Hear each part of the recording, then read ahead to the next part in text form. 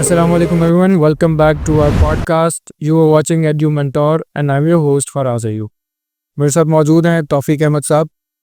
आइए उनसे जानते हैं कि सर किस तरह बेसिकली आप अपने स्टाफ की डेवलपमेंट और इम्प्रूवमेंट के लिए जो प्रोवाइड कर रहे हैं चीज़ें उसके बारे में थोड़ा सा ब्रीफ करें. राइट. देखिए, बेसिकली हम क्योंकि कन्वेंशनल स्कूलिंग तो है नहीं, सो ऑब्वियस बात है, जो हमारे पास टीचर्स इंडक्ट होते हैं वो एक और टुगेदर एक डिफरेंट इन्वायरमेंट उनके लिए सबसे बड़ा चैलेंज होता है. क्योंकि कन्वेंशनल स्कूलिंग में तो आपको जो टीचर्स कहीं ना कहीं से ऑलरेडी ट्रेन मिलते हैं. हमारे जो स्कूलिंग की जो फिलॉसफी है ना, असल में उसमें जो सबसे बड़ा चैलेंज फेस होता है, बेसिकली हम अपने उस सिंगल रूम में जो टीचर होते हैं उसको एक फैसिलिटेटर का टाइटल देते हैं. एंड द फैसिलिटेटर का रोल ये होता है कि वो अपनी जो सेंट्रलाइज टीम है उसके साथ कम्युनिकेशन में रहे, और वहाँ से कुछ ऑनलाइन टीचर्स होते हैं और कुछ मासूम को गाइडेंस भी मिल रही होती है. वो उनके साथ कोऑर्डिनेशन में वो तमाम हमारा जो डेली का जो एक डिफरेंट पीरियड्स होते हैं उसमें वो काम कर रहे होते हैं.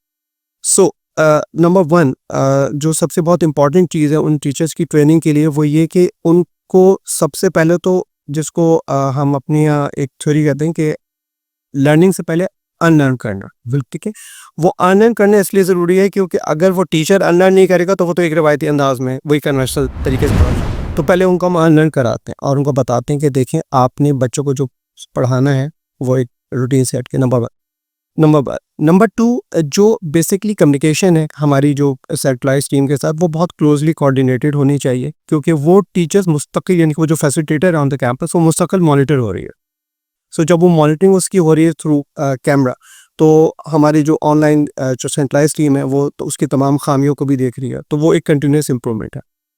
थर्ड, जिन इलाकों में हम काम कर रहे हैं वहाँ पे हमें अगर इंटरमीडिएट लड़के भी मिल रही है तो वो इतनी केपेबल नहीं है कि वो आए और बस पढ़ाना शुरू करते. तो वी हैव अ वेरी 3 महीने का एक एक्सटेंसिव तो हमारा फर्स्ट सेशन होता है जिसमें हम उनको क्लासरूम में नहीं जाने देते.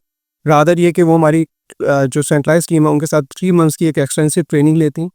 Then we have a weekly 1 day training workshop, and then एक एनुअल वर्कशॉप होती है जो कि बेसिकली हमारे जो नेशनल और इंटरनेशनल जो हमारे एजुकेटर्स हैं जो हमारे साथ हमारे ऑन पैनल है वो उनको पे ट्रेनिंग दें.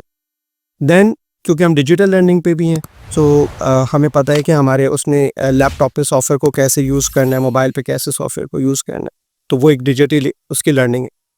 देन एक हमारे सिस्टम की एक आप खूबी कह लें और या यूँ कह लें कि वो बड़ा मुश्किल होता है उसको लोगों को समझाना, वो ये कि हम स्टूडेंट सेंट्रिक, यानी कि हर बच्चे पे अपनी एक अलग तवज्जो, जिसे हम कहते हैं फोकस के साथ, और प्लस ये कि जो उसको आप पढ़ा रहे हैं वो उसमें एज ग्रुप डिफरेंट है. यानी कि मेरे पास एक ही क्लास में 6 ईयर से लेके जो हमारा बेसिक ग्रुप होता है उसमें 6 से लेके 10 साल या 11 साल तक की उम्र के बच्चे, 15 से 20 बच्चे एक ही रूम में बैठे हैं, और हर बच्चा अपने पेस पे है.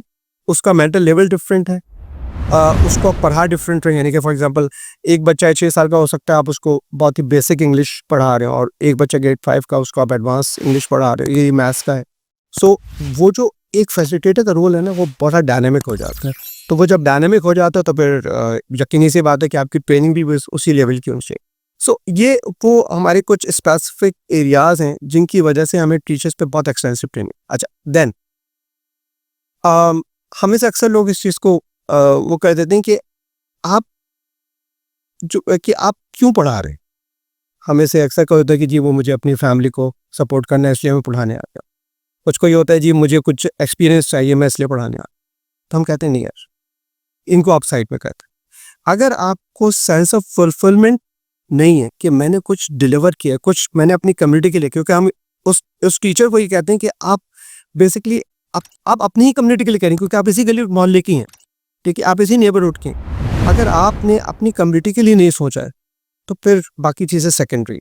तो वो एक सेंस ऑफ फुलफिलमेंट है कि मैंने कुछ चीज़ मैंने डिलीवर की है, वो हमारा की ऑब्जेक्टिव है.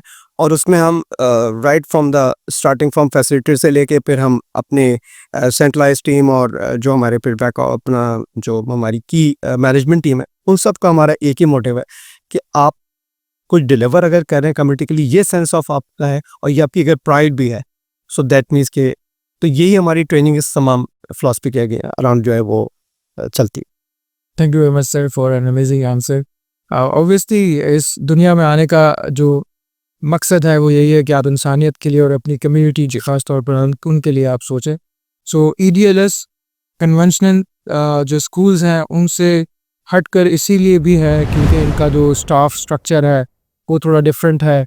जैसा कि सर ने बताया कि जो अंदर जो फैसिलिटेटर ऐसा नाम आप दे रहे हैं टैटो उस शख्स को जो कि बच्चों को तालीम दे रहा है, तो ये काफ़ी यूनिक चीज़ है। Thank you very much for watching. अगर आपको इस एपिसोड से या इस पॉडकास्ट से कुछ भी इंफॉर्मेटिव सुनने को या देखने को मिला हो तो do subscribe our channel and hit the like button as well. Thank you very much.